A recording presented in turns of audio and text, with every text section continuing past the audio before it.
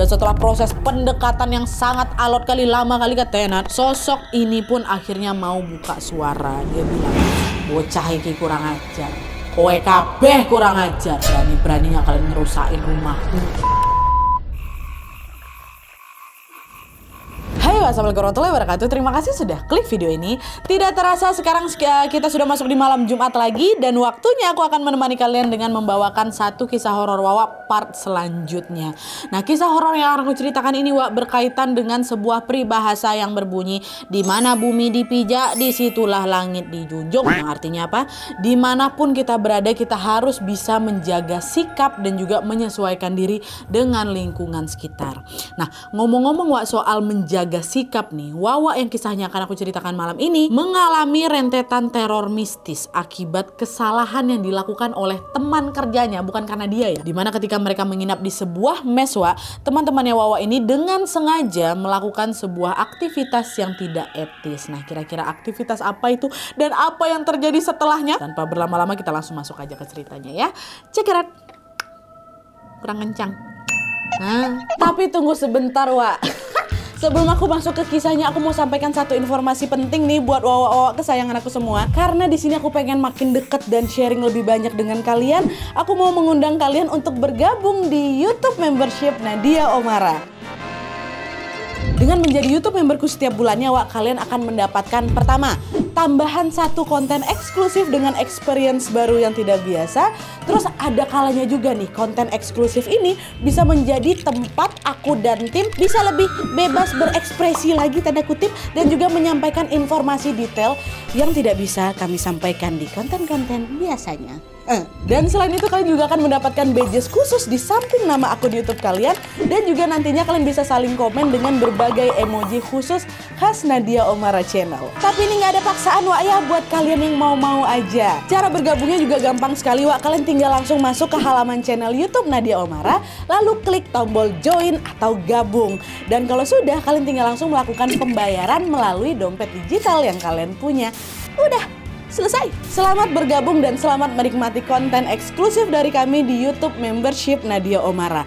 Kita tunggu kalian di room members only ya.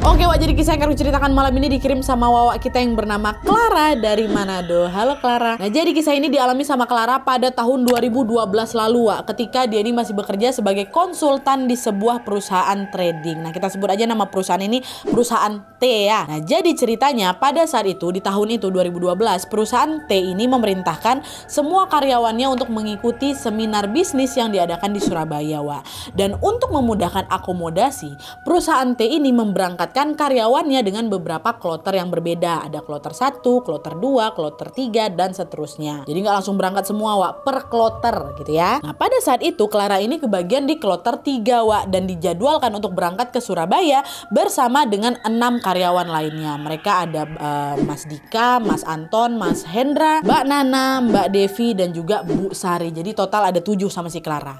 Nah, pada hari yang sudah ditentukan, mereka bertujuh ini pun berangkatlah itu ke Surabaya dengan menaiki pesawat terbang.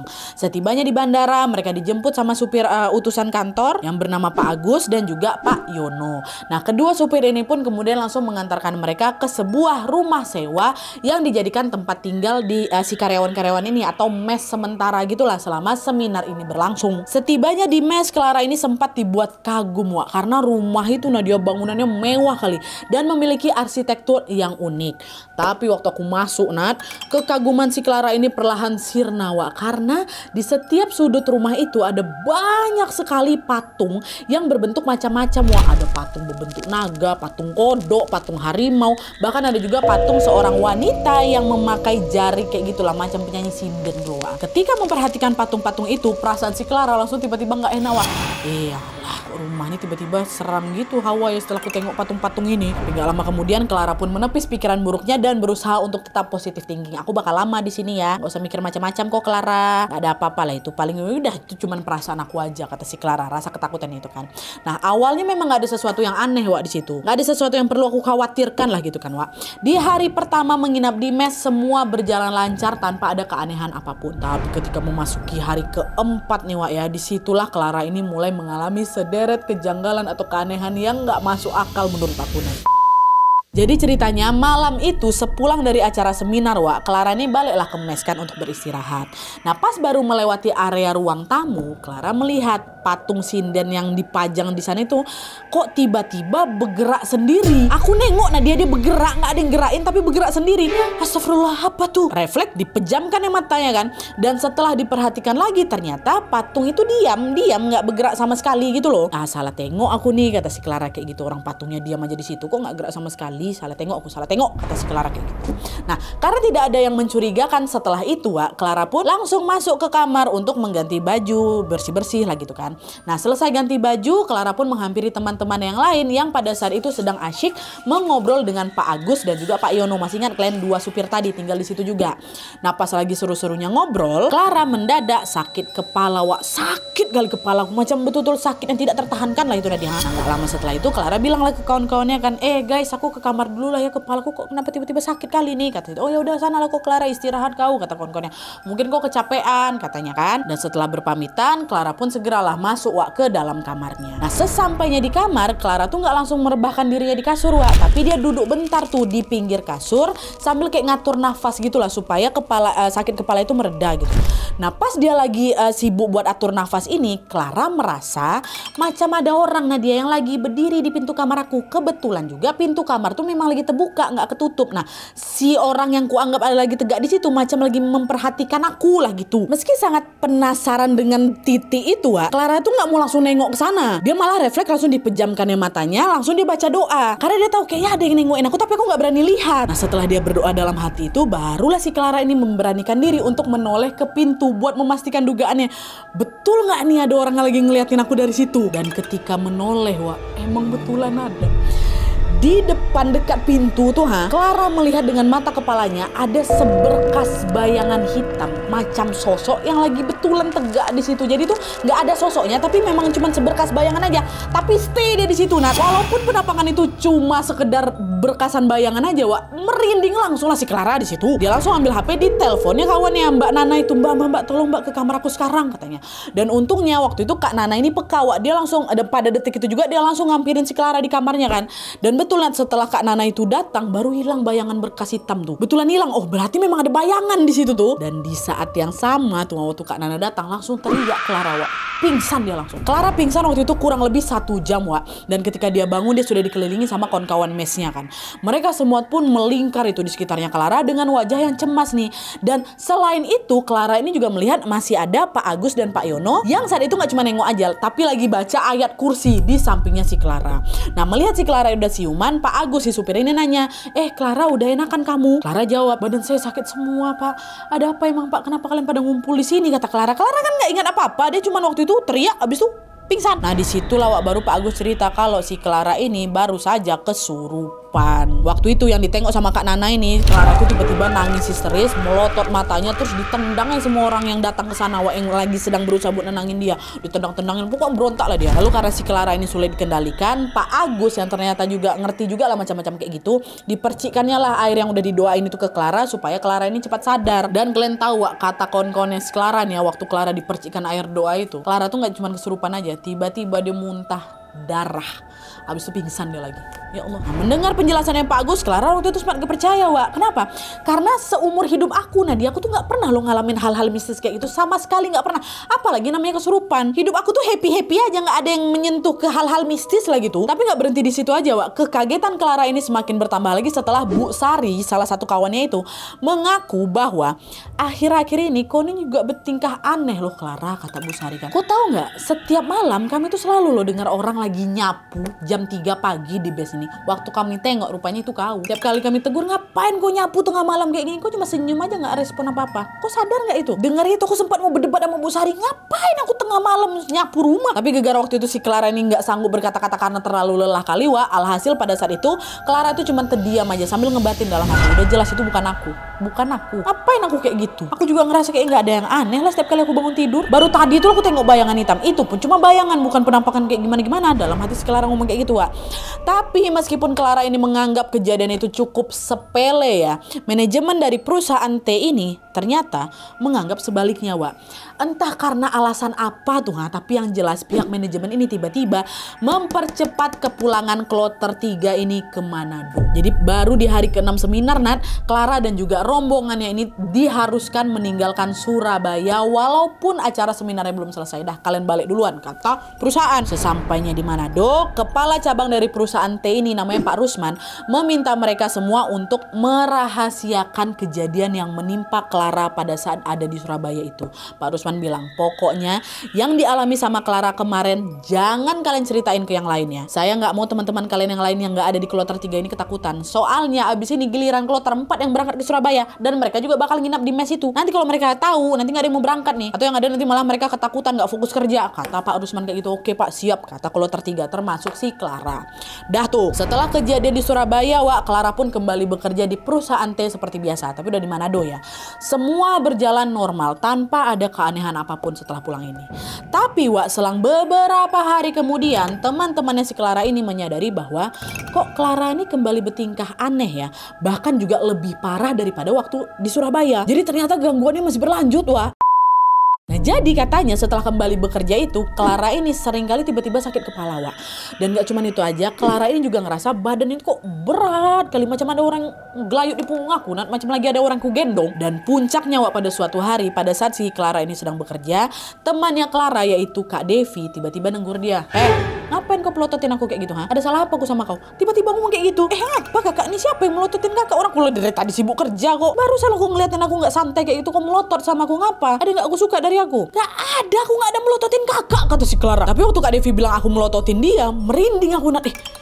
Apa nih ya, kok nggak enak perasaan aku ya? Tapi nggak lama dari situ Clara berusaha untuk menenangkan diri dan melanjutkan pekerjaannya. Udahlah.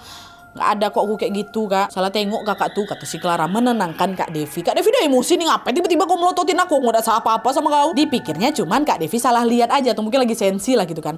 Tapi ternyata pemikiran aku itu keliru, Nadia. Karena di hari itu juga nggak cuman Kak Devi aja, Wak, yang notice ada keanehan dari si Clara, tapi bapaknya Clara juga. Bapaknya Clara ini juga merasa ada sesuatu yang nggak beres sama anaknya, sama si Clara ini. Jadi ceritanya masih di hari sama nih, Wak, ya. Di sore hari itu sepulang kerja, Clara ini lagi-lagi ngerasa kepalanya sakit, nggak enak badan dia.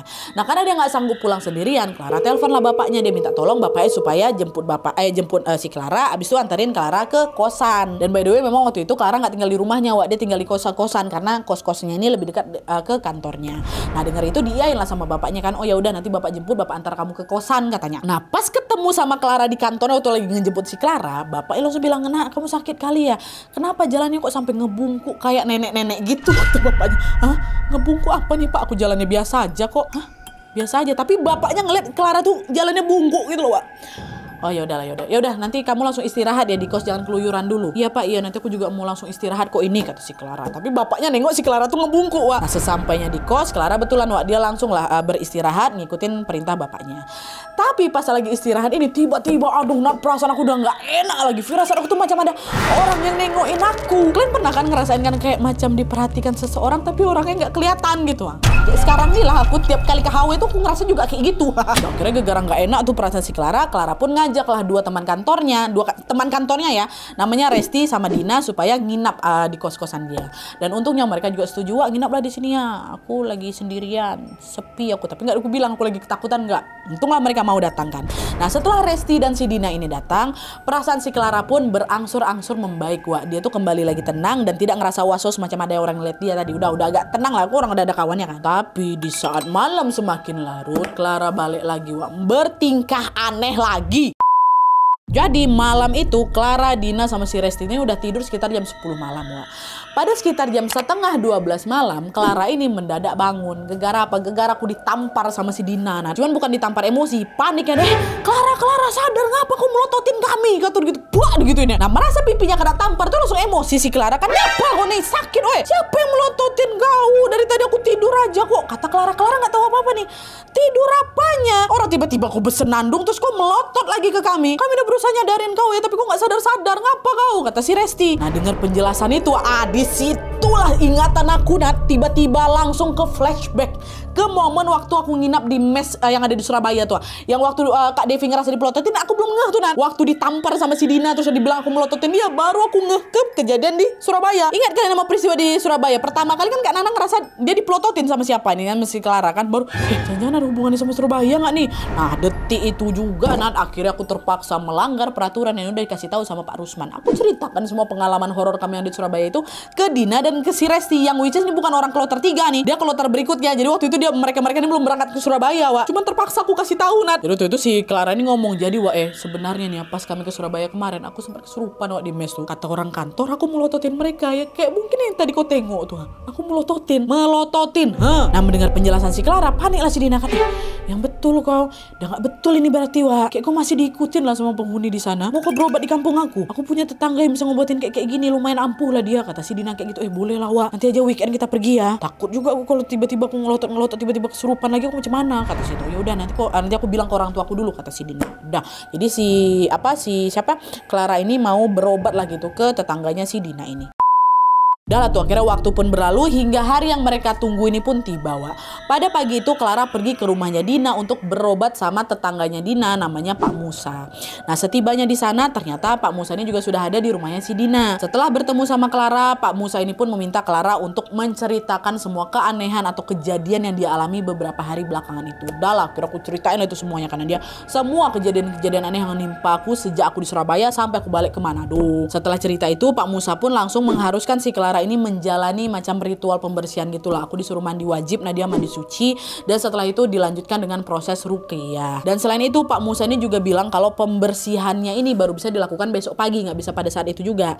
Dan supaya Clara ini nggak kecapean di jalan, Pak Musa pun menyarankan Clara untuk nginap aja dulu di rumahnya si Dina. Clara pun setuju, Dina sama orang tua juga setuju. Udah nggak apa-apa, kok nginap di sini dulu gitu.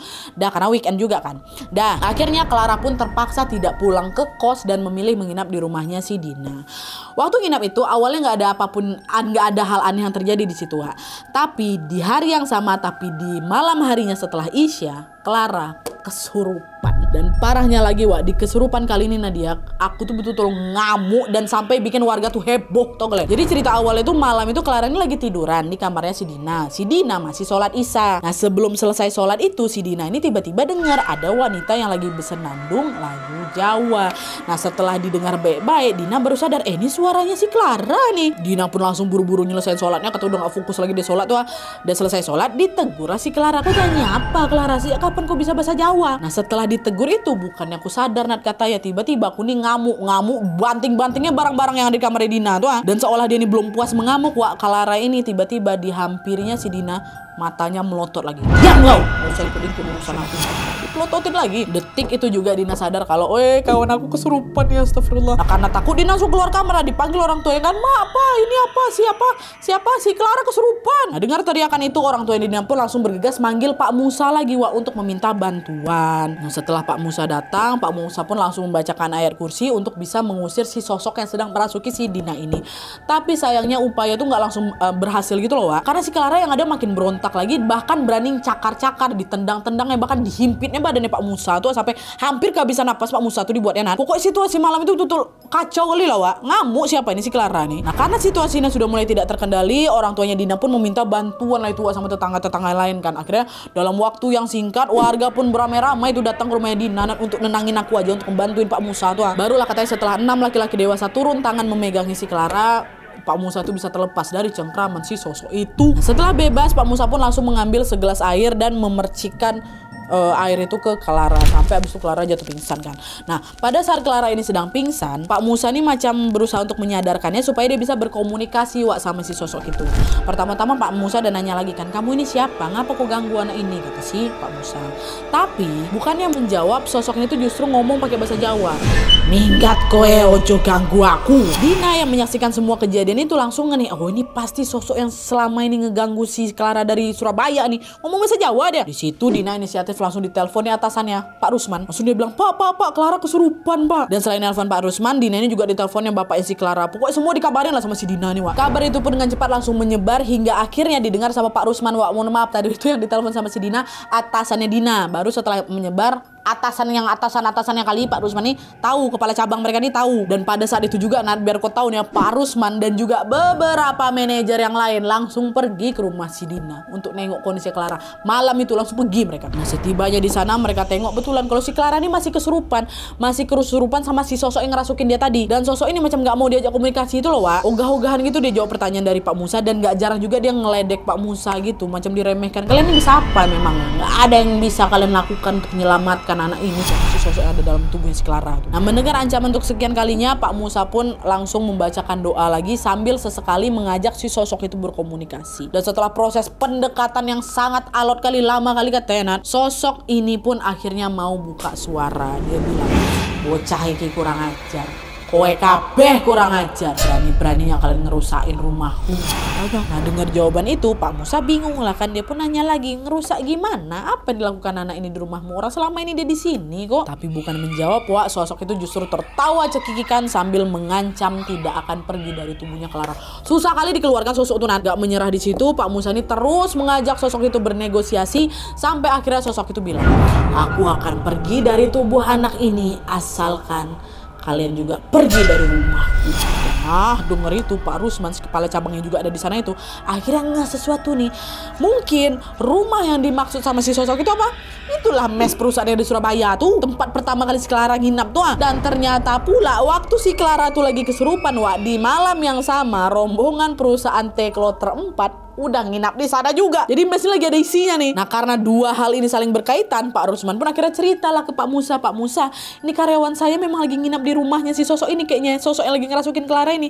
Baik gimana Pak ya? Pak Musa jawab, udah suruh aja mereka pindah ke tempat lain secepatnya. Selama mereka nggak keluar dari mes itu, kayak sosok ini bakal sulit kali lah dikeluarkan dari tubuhnya si Clara. Cobalah dulu. Oh iya, siap Pak, saya bakal ngabarin mereka dulu, kata Pak Rusman. Jadi kayaknya sosok tuh nggak mau keluar dari tubuhnya Clara selama mes yang di Surabaya ini lagi terisi orang, Wak. Prediksinya Pak Musa tuh kayak gitu. Udah lah tuh akhirnya Pak Rusman dan juga beberapa kepala tim pun langsung mengkoordinasi untuk memindahkan para konsultan itu dari mes itu di malam itu juga. Saat itu juga udah suruh kalian keluar tengah malam kayak gitu. Sebagai gantinya Pak Rusman tetap menyediakan hotel. Jadi semua karyawan itu diminta untuk menginap di sebuah hotel yang memang tidak jauh dari lokasi seminar. Udah kalian nginap di hotel ini aja dulu. Dan selama proses koordinasi itu berlangsung, nah dia katanya aku masih tetap kesurupan, masih ngamuk-ngamuk juga, masih bahkan katanya aku cakar-cakar wajahku sendiri. Terus di sela-sela amukan itu sekali Clara juga bersenandung, Wak, macam orang sinden gitu-gitu. Dan hal mengerikan itu berlangsung selama kurang lebih 5 jam. Sampai akhirnya pada jam 2 pagi semua karyawan perusahaan T yang ada di Surabaya itu sudah berhasil keluar dari mes. Mereka sudah pindah ke hotel terdekat. Dan betul dugaan Pak Musa, Wak, bersamaan dengan itu juga waktu mereka keluar mes yang ada di Surabaya itu, Clara yang dari Manado ini tiba-tiba langsung jatuh pingsan. Karena apa? Sosok yang merasukinya betulan hilang, pergi deh. Baru pergi deh. Satu di Manado, satu di Surabaya. Surabaya keluar, baru di Manado mau keluar juga. Tapi meskipun gangguan sosok itu sudah pergi, Wak, semua karyawan di perusahaan T ini termasuk Clara masih penasaran nih dengan awal mula gangguan ini kenapa tiba-tiba bisa muncul nih. Kayak aku nggak ada bikin salah lah. Kalau tertiga juga kayak setelah aku perhatikan nggak ada bikin masalah nih, Nat. Dan setelah ditelusuri akhirnya terungkap lah, Wak, bahwa karyawan T yang menginap di mes itu sebelum Clara, which is kloter kedua, ternyata sudah melakukan sebuah kesalahan, Wak. Ternyata baru diketahui selama menginap di sana, selama tinggal di sana, kloter 2 ini pesta miras. Dan dia juga meninggalkan mes itu dalam keadaan kotor, nggak dibersihkan mes itu. Nah, perbuatan tidak sopan inilah yang membuat si sosok ini yang notabene-nya adalah si penghuni mes ini marah besar. Tapi apesnya waktu itu si Clara ini yang malah jadi sasaran amarah, Wak. Gegar apa? Kenapa Nadia akhirnya aku dari banyak, kan ada 7 orang tuh yang ada di sana. Kenapa aku yang dipilih? Daripada aku nggak ada juga macam-macam di sana, aku nggak ada juga bersumpah di sana, nggak ada kata-kata kotor tuh. Tapi kenapa aku yang jadi sasaran amarahnya si sosok tuh? Gegara waktu hari itu aku pakai baju merah, yang ternyata merah itu adalah warna yang dibenci sama si sosok ini. Apa saja aku bilang. Alah. Dan selain itu memang gegara si Clara itu lagi sering ngelamun, Wak, gegara kecapean mungkin. Masuk. Ya Allah. Nah, 2 hal itulah Wak membuat sosok ini pun merasuki Clara dengan tujuan untuk memberikan peringatan dan juga membalaskan dendam dia sama teman-temannya Clara yang udah berbuat nggak baik itu. Tapi untungnya sebelum semuanya semakin jauh, untungnya si Clara ini berhasil diselamatkan. Nah, setelah mengetahui hal itu, Nadia, pihak manajemen perusahaan T pun akhirnya menerapkan kebijakan yang sangat ketat, di mana semua karyawannya diwajibkan untuk menjaga kebersihan apabila mengikuti acara-acara berikutnya. Kebijakan itu itu sengaja diberlakukan karena mereka tidak ingin kejadian mengerikan macam yang ditimpa sama si Clara ini terulang lagi. Walaupun sudah tidak berada di mes itu tuh, walaupun mereka sudah pindah mes kayak gitu. Dimanapun foto setelah kalian ninggalin lokasi itu bikin susah semuanya kalau kayak gini. Ini betul aja kata si bosnya. Dah, itulah. Oke wah, jadi itu tadi kisah horor yang dialami sama Clara ketika menginap di mes konsultan ini. Setelah kesurupan dari sosok ini, Clara ini sempat mengalami demam tinggi. Katanya 3 minggu aku demam, Nat. Dan dari kisah ini kita juga seolah diingatkan kembali untuk selalu menjaga sikap kapanpun dan dimanapun kita berada. Apabila kita bersikap tidak sopan, kita nggak cuma merugikan diri kita sendiri juga, Wak, tapi ternyata juga merugikan orang lain. Seperti yang dialami sama Clara. Orang lain baik yang terlihat apapun yang tidak terlihat. Dan sedikit tambahan informasi aja, Wak, kata Clara nih ha. Tidak lama setelah teror mistis itu mulai terjadi di aku, Nadia, kami semua perusahaan T ini mendapatkan sebuah kabar duka di mana salah satu teman kantornya Clara, yaitu Kak Nana, meninggal dunia akibat kecelakaan mobil. Masih ingat Kak Nana yang mana? Kak Nana yang tiba-tiba nyamperin dia tuh loh, yang pertama kali nengok si Clara ini melotot matanya. Waktu masih di Mes Surabaya, meninggal dunia gara-gara kecelakaan mobil. Kebetulan aja waktunya berdekatan dengan momen terjadinya teror itu. Cuman nggak usah mikir macam-macam ini, cuma tambahin informasi aja. Memang udah takdirnya Kak Nana kayak gitu, dan tidak ada hubungannya dengan sosok apapun yang ada di kisah ini. Clara cuma minta untuk didoakan. Semoga almarhumah Kak Nana diterima di sisi Allah Subhanahu wa taala. Amin ya rabbal alamin. Dan semoga Clara dan juga teman-teman yang ada di perusahaan T ini selalu dilindungi Allah dimanapun dan kapanpun mereka berada pada saat menjemput rezeki atau mencari nafkah. Amin ya rabbal alamin. Oke, Wak, jadi sekian dulu videonya. Terima kasih banyak yang sudah menonton. Kalau kalian suka video ini, klik like-nya.